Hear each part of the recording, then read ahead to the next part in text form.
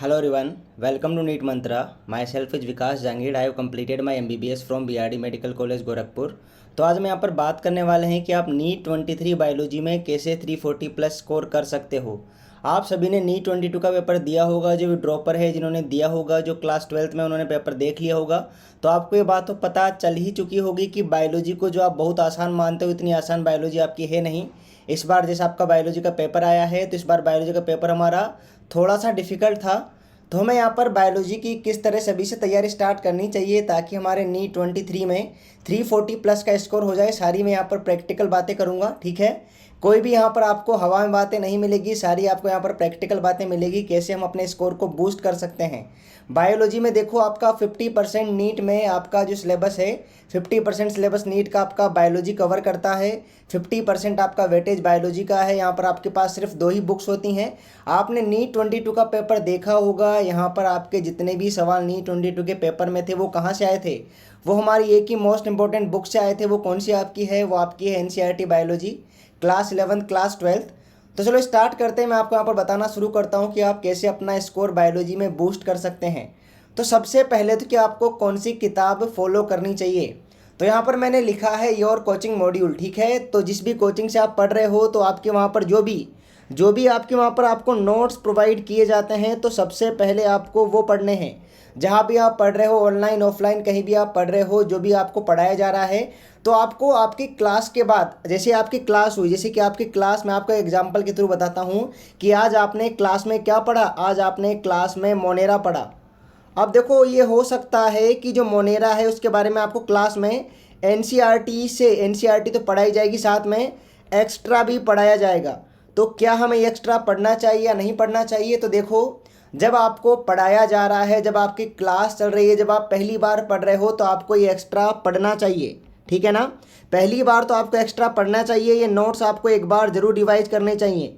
इसके बाद आपको क्या करना है, इसी टॉपिक को क्या करना है हमें, एनसीईआरटी से सिर्फ पढ़ना नहीं है, एनसीईआरटी से क्या करना है हमें, इस टॉपिक को एनसीईआरटी से इसकी हर लाइन को समझना है। ठीक है, और हर लाइन को कैसे समझेंगे हम? हर लाइन को समझने का क्या तरीका है? हर लाइन को हम समझेंगे, कैसे समझेंगे हर लाइन को हम? जो भी हमें कोचिंग में पढ़ाया गया है, जो भी आप जहाँ से भी आप तैयारी कर रहे हैं वहाँ पर आपको पढ़ाया गया है, जो भी आपके वहाँ के नोट्स हैं, जो भी आपको वहाँ पर अपने टीचर ने पढ़ाया है, उसकी हेल्प से आपको यहाँ पर एनसीईआरटी की हर लाइन को समझना है। एनसीईआरटी की हर लाइन को आप समझ लोगे तो देखो, एक बार तो आपने पढ़ लिया, पहली बार आपने क्या किया, टीचर ने आपको पढ़ाया तो आपने क्या किया, आपने उन्हीं नोट से उस टॉपिक को पढ़ लिया। फिर आपको क्या करना है, एनसीईआरटी से उस टॉपिक को समझना है, एनसीईआरटी से उस टॉपिक को समझना है। और देखो, जो आपके यहाँ पर बगल में जगह दे रखी होती है एनसीईआरटी में, कुछ खाली खाली जगह दे रखी होती है, तो जो भी एक्स्ट्रा इन्फॉर्मेशन आपको लगे कि ये हमारे लिए क्या है, बहुत इंपॉर्टेंट है, उस एक्स्ट्रा इन्फॉर्मेशन को आप उस खाली जगह में लिख सकते हो। ठीक है, तो हमारी प्रायोरिटी एनसीईआरटी को पढ़ने की नहीं होनी चाहिए, हमारी प्रायोरिटी क्या होनी चाहिए, एनसीईआरटी की हर लाइन को समझने की, कि ये लाइन हमसे क्या कहना चाह रही है। और अगर आप देखो, सिंपली एनसीईआरटी बुक उठाकर पढ़ना शुरू करोगे तो आप एनसीईआरटी को समझ नहीं पाओगे। एनसीईआरटी को समझने के लिए आपको कम से कम एक बार तो अपने टीचर का पढ़ाया हुआ पढ़ना पड़ेगा, उसे रिवाइज करना पड़ेगा। ठीक है, तो मैं ये नहीं कह रहा हूँ कि आप बार बार मॉड्यूल पढ़िए, मैं ये कह रहा हूँ कि जब आपको क्लास में वो टॉपिक करवाया गया है, तब तो आपको एक बार तो मॉड्यूल पढ़ना ही पढ़ना है। ओके, इसके बाद देखो, आपने एनसीईआरटी पढ़ ली, तब आपको क्या कोशिश करनी है, आपको कोशिश क्या करनी है, आप यहाँ पर देखो, जब भी कोई टॉपिक पढ़ते हो एनसीईआरटी से, तो आप क्या किया करो, अपने दिमाग में क्वेश्चन बनाया करो। एनसीईआरटी की जो लाइन्स होती है, एनसीईआरटी के जो पैराग्राफ्स होते हैं, वहाँ से आप क्वेश्चन बना सकते हो। ओके, तो ये बात आपको याद रखनी है। आप खुद से यहाँ पर फ्रेम करो क्वेश्चन, एनसीईआरटी की लाइन को समझकर, एनसीईआरटी के पैराग्राफ को समझकर। अगर आप देखो खुद से क्वेश्चन बनाना सीख गए, तो आप क्या होगा, जब आप एनसीईआरटी को दूसरी बार रिवाइज करोगे, तो आप पैराग्राफ को उसी तरह से पढ़ोगे कि यहाँ से किस तरह का क्वेश्चन आ सकता है। तो आपको पता भी चल जाएगा कि ये वर्ड है यहाँ पर, ये कीवर्ड है जो बहुत ज़्यादा इंपॉर्टेंट है, ये लाइन हमारे लिए बहुत ज़्यादा इंपॉर्टेंट है। तो ये आर्ट आप अपने अंदर डेवलप कीजिए, क्वेश्चन फ्रेम करने की आर्ट आप अपने अंदर डेवलप कीजिए। क्योंकि जो एनटीए है, जो आपके पेपर बनाते हैं एजेंसी है, वो क्या है, वो भी तो एनसीईआरटी से क्वेश्चन बनाती है ना, वो भी एनसीईआरटी से क्वेश्चन बनाती है। तो अगर आपने ये आर्ट अपने अंदर डेवलप कर ली, क्वेश्चन प्रैक्टिस करने की, क्वेश्चन वहाँ से बनाकर खुद ही प्रैक्टिस करने की, तो इससे अच्छा कुछ हो ही नहीं सकता है। ओके, अब देखो, क्वेश्चन प्रैक्टिस आपको कहाँ कहाँ करनी चाहिए। एक तो आपने यहाँ पर अपने दिमाग में क्वेश्चन बना लिए एनसीईआरटी जब आप पढ़ रहे हो तब, वो तो काफ़ी अच्छी बात है। इसके अलावा देखो मैं प्रैक्टिस के लिए जो मैंने प्रैक्टिस किए थे, तो मैं तो एलन कोचिंग में था, एलन करें इंस्टीट्यूट कोटा में। तो आप देखो एलन के मॉड्यूल सोल्व कर सकते हो, ये बिल्कुल परफेक्ट होते हैं आपके।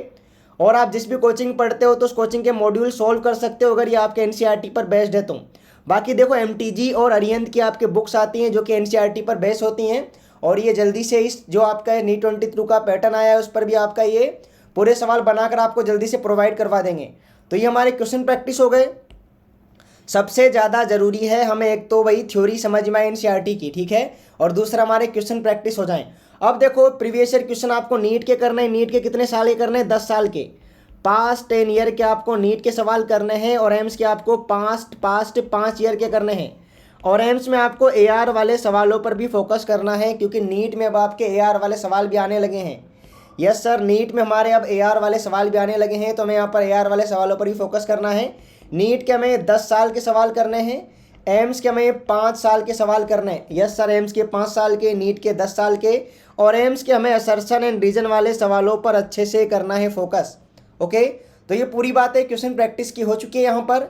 इसके बाद देखो, जब भी आप कोई भी बुक सेलेक्ट करो तो आप उसमें देख लेना कि आपके इस तरह के क्वेश्चन है या नहीं है।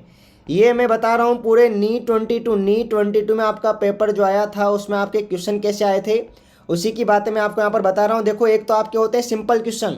सिंपल क्वेश्चन तो आप प्रैक्टिस करते ही रहते हो। बाकी देखो एक आपके स्टेटमेंट वाले क्वेश्चन होते हैं, वो 4 स्टेटमेंट दे देंगे, बोलेंगे कितने सही है कितने इनकरेक्ट, तो ये भी आपको प्रैक्टिस करने चाहिए। मैच द कॉलम वाले सवाल आपके हर साल आते ही आते हैं, और एआर वाले सवाल आप भाई एम्स वाले प्रैक्टिस कर सकते हो, ठीक है। एम्स वाले सवाल प्रैक्टिस किए जा सकते हैं।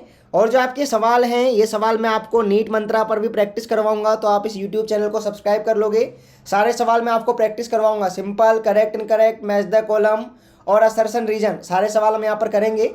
ओके, अब देखो, अभी आपको क्या लगता है, आप कहीं जगह वीडियो देखते हो तो आपको एक बात बता दी जाती है क्या, कि नवंबर तक सिलेबस कर दो, दिसंबर तक सिलेबस कर दो, जनवरी तक सिलेबस कर दो, अभी सिलेबस कर दो, कल ही सिलेबस कंप्लीट कर लो, परसों सिलेबस कंप्लीट कर लो। तो देखो आपको यहाँ पर अभी आपको सिलेबस कंप्लीशन पर फोकस नहीं करना है। अगर अभी से आप यहाँ पर सिलेबस कंप्लीशन पर फोकस करने लगे तो आप ढंग से चीज़ों को समझ नहीं पाओगे। आपको भी क्या करना है, आपको भी एनसीईआरटी को समझना है, एनसीईआरटी की लाइन को समझना है with the help of teacher, theory और नोट्स। एक तो टीचर ने जो आपको पढ़ाया है, थ्योरी पढ़ाई है, जो नोट्स उनसे आप एनसीईआरटी की लाइन टू लाइन समझोगे, ठीक है। उसके बाद आपको रिवीजन पर फोकस करना है। तो अगर आप इतनी बातें ध्यान रखते हो कि आपको कौन सी किताब फॉलो करनी है, किताब का मैंने सिंपल सा आपको बताया है। पहले आपको क्या करना है, पहले आपको कोचिंग के नोट्स से पढ़ना है, उसके बाद एनसीईआरटी से पढ़ना है, और एनसीईआरटी से पढ़ने के बाद बार बार इसी से पढ़ना है फिर, ठीक है। एक बार आपने क्या कर लिया, एक बार सर हमने यहाँ पर एनसीईआरटी को समझ लिया नोट्स के थ्रू। नोट्स हम यहाँ पर क्यों रेफर कर रहे हैं, एनसीईआरटी को समझने के लिए। एक बार हमने एनसीईआरटी को समझ लिया तो बार बार फ्री से ही पढ़ना है, ठीक है। और साथ साथ में हमें क्वेश्चन प्रैक्टिस भी करते रहना है। क्वेश्चन प्रैक्टिस मैं आपको इस यूट्यूब चैनल पर भी करवाऊंगा। आप अपने कोचिंग में भी क्वेश्चन प्रैक्टिस कर सकते हो, अपने कोचिंग मॉड्यूल से भी क्वेश्चन प्रैक्टिस कर सकते हो। अगर आप इन बातों का ध्यान रखते हो तो आपके नीट एग्जाम में 340+ का स्कोर काफ़ी ज़्यादा अच्छे से होगा। ऑल दी बेस्ट, पढ़ते रहिए और इस यूट्यूब चैनल को आप सब्सक्राइब कर सकते हो। यहाँ पर भी हम काफ़ी अच्छे क्वेश्चन प्रैक्टिस करने वाले हैं।